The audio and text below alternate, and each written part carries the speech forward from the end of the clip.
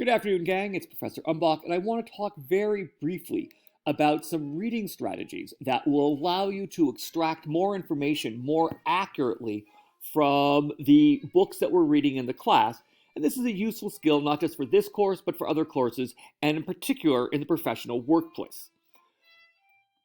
And what I want to emphasize is the ways in which a book that you're reading in a more advanced course or in the workplace is very, very different than a textbook that you might have read in high school or introductory courses in college.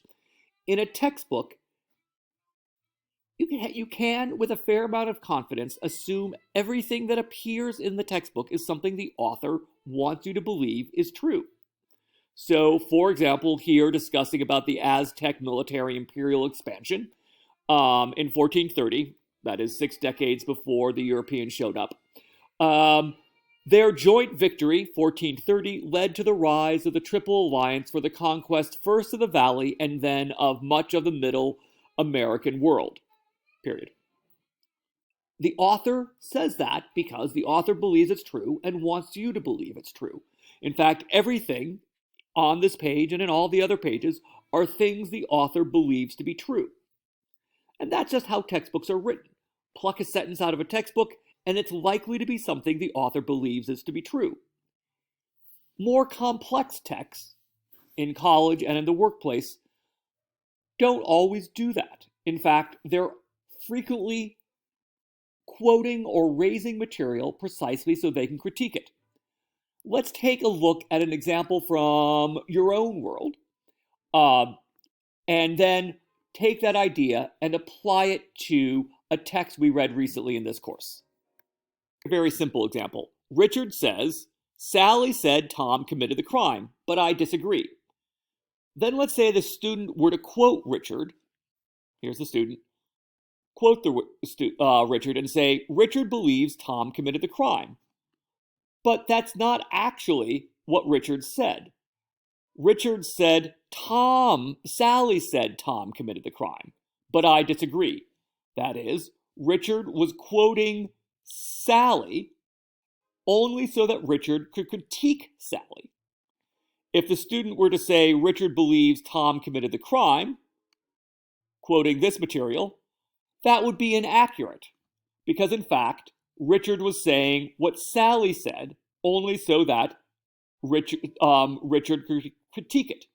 This is very similar to what happens in more advanced texts, including the one that we read recently. Let's take a look. So here we are at Chapter 3, Invisible Warriors, the Myth of the White Conquistador, from the Restall reading from last week. And let's take a line that many of you, in fact, quoted in your claim evidence warrant paragraphs as evidence of something that Restall thought. Quote, that Europeans will triumph over natives however formidable the apparent odds. But you'll notice that that's not what Restall says. Restall is simply quoting Prescott. And he's quoting Prescott so that he can critique Prescott. Let's go to the next paragraph. This image tells us much about the Spaniards, but it leaves out critical aspects of the story.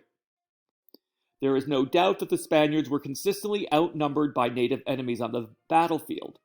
But what has also been ignored or forgotten is the fact the Spaniards tended to be also outnumbered by their own native allies.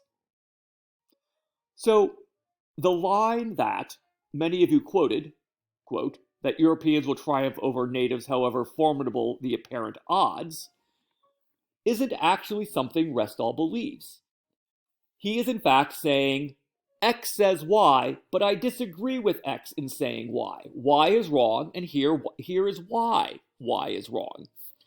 And so if you, when reading a more complex text, pluck out a random sentence or line without the larger context of the author's argument, you're likely to get it wrong. It's not like a textbook where any line is something the author believes. Authors frequently cite other people precisely so they can critique them, just like Richard cited Sally about Tom in order that Richard could critique Sally. So, When you read, you need to read the entire argument as opposed to skimming for a line that you think might be useful in answering the question. The readings in this class are never very long. The Restall reading was about 8 pages. And the questions in this class are never tricky or complex. But they do require that you understand the argument of the author. And understanding the argument of the author means reading the author from beginning to end, rather than skimming looking for a fact like you might with a textbook. If you take the same strategies that worked for you in high school, in a college course, or in the workplace, you're probably going to go astray.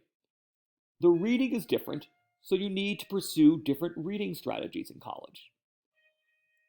And the most important struggle some of you are having is understanding when the author is saying something they believe and when the author is critiquing that idea of someone else's.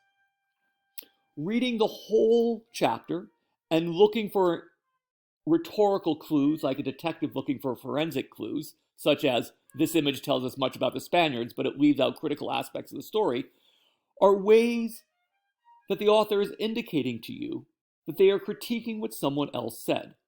And you'll only get that idea if you read the whole thing as opposed to skimming for isolated facts. All right, if you have any questions about this or any of the readings, please do contact me. That's why I'm here. Thanks again.